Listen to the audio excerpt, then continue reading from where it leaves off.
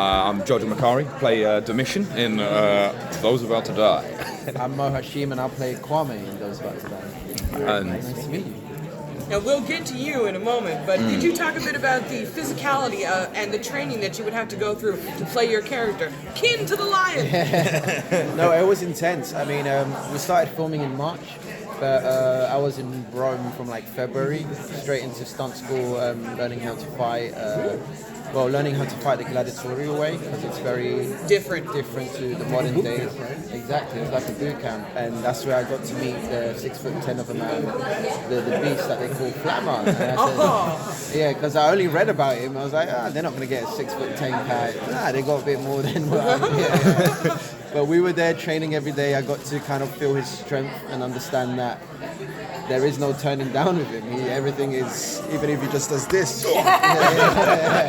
Everything was intense. But no, the training was super fun, because as a kid, you want to run around with a sword and all that stuff. But at the same time, it was super heavy on the body, mind, very tiring. Exhausting. But luckily, we worked with an amazing stunt team, and by the time we got to the filming day, we were there, we were ready. Fantastic. What was the training like?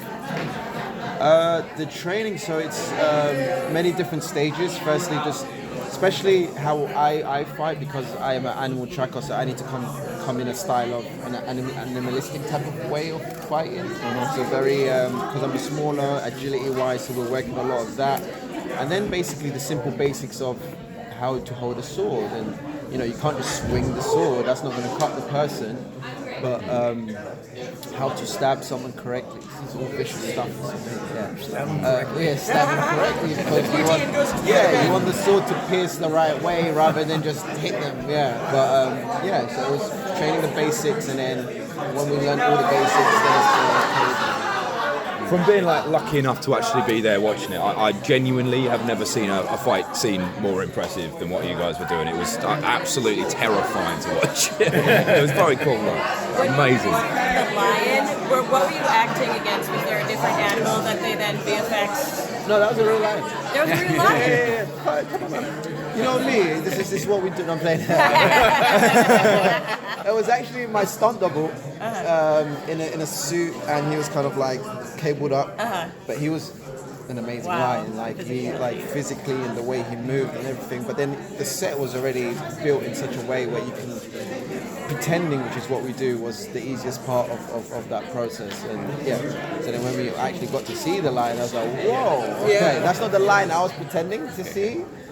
But it's a big lion, so it's cool, Jojo, I love your character. He's such a schemer, he's got so much manipulation going on. I'd love to know, obviously the script's incredible, but what kind of historical or other influences were you kind of thinking about when you...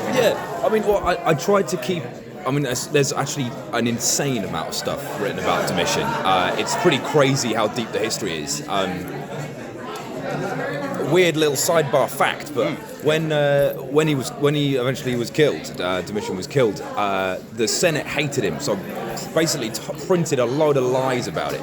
So I had to sort of go through and pick what's the bits I want to take, what are the bits I want to keep, because it's difficult to know what's the fact and the fiction of what was actually going on with the guy 2,000 years ago. So I did a lot of reading about him, but then at the same time, we're filming in Rome. So my drive to work every day, I drive past the Colosseum, I drive past Circus Maximus. On my first day in Rome, I was like, okay, I'm going to go on a little walk. I walked up the Palatine Hill, the most famous hill in Rome, walking around the ruins of the palace. And I'm trying not to even read anything. I'm just let's just soak up the vibes, see what's happening, not looking at any of their stuff, just get in the zone. And get to this one bit, this bit, a pretty nice area. So I'm going to finally read one. Read the plaque. This would have been the bedchambers of Emperor Domitian. You're Hello. Incredible. At first, mad chance, but that's the preparation, all the preparation you need. Really, you're there, you're in the middle of it, and then you go into one of rolling sets, which is just fully immersive, amazing. So you're so in character that you automatically went to the right place. Yeah, I just strolled up there. I knew my way home. Can you talk about a bit about playing a character that's the younger son of a character that's played by Sir Anthony Hopkins, Vespasian? Yeah. I mean, that's pretty amazing.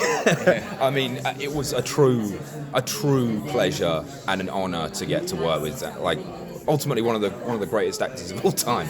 I think the thing is, day one, I'm on set. But the first day I'm going to film with Anthony. And I'm standing there getting quite sweaty in the toga. What the hell am I going to say to Sir Anthony Hopkins? This is crazy, this is mad. And it eventually comes in, he's sort of surrounded by all these people. Breaks my way, he comes up to me, Jojo, respect, Tony, how you doing? What a gentleman. Like, makes you feel so comfortable, makes you feel like you can do an amazing job, and just such a generous man, a real lesson on how to Funny thing conduct is yourself. because we were all staying at the same hotel, and we knew that Jojo had the weeks coming up with Anthony Hopkins, so we're all basically waiting for him in the lobby to come back from work, and he'll come in like, settle down. Let me tell you something. Like story time. It's like Love Island. Oh, and it was amazing. Every day was great. Pass on any advice to the young actors in the company? There was one. I've never told this before. I've been trying to sort of keep the secret, the stuff I learned with Tony a little bit close to the chest, but this was quite a funny one. So I have one scene where I have to go in and deliver a very long, big, intense monologue to Anthony Hopkins, who essentially is sitting behind a desk looking at me, which is, again, a very scary thing to do. You did that scene so well. Oh, thank you so much. I love doing that scene. But we rehearsed it a few times. We were about to go for the first take. And Anthony's like, Jojo, come on. Sorry, tell me to shut up. Tell me to shut up if you want, but would you mind if I gave you a note? And I'm like, oh my God, please. Give me a note. That would be incredible. And he's like, well, I remember the last time I had to do a scene a bit like this. I was with Marlon Brando, and I'm like, all right, okay. Hello. Oh, bloody hell! And he's like, the key is, Jojo, you got to come in and say it really bloody loudly, which is like, it's funny, and it's essentially doing a joke, but the message is the same. He's saying you got to come in with confidence, come at me, match me, come and shout in my face. I want you to do it, and so I did. Jojo, can you talk a little bit about playing a queer character? I know sexuality was thought of really differently in Rome, obviously, but how did that inform what you brought to the role? Yeah. It's a really interesting one. Because his sexuality feels like a minor part of his character. Like you say, it was very much at that period of time, your sort of sex for pleasure would be with the same sex, and then you'd get married and have a wife and kids or whatever. But when you're having sex for pleasure, it was very often with the same sex, and it was very normalized, and there wasn't any kind of sort of taboo or whatever there was at the time. Very Roman thing to do. Yeah, absolutely. It was a classic. And then Domitian's even more interesting because he's obsessed with power, he's obsessed with control. That's what he's all about, and that bleeds into his sex life as well. And that's all it really is for him, I think. It's a form of power, it's a form of control. I always thought of him.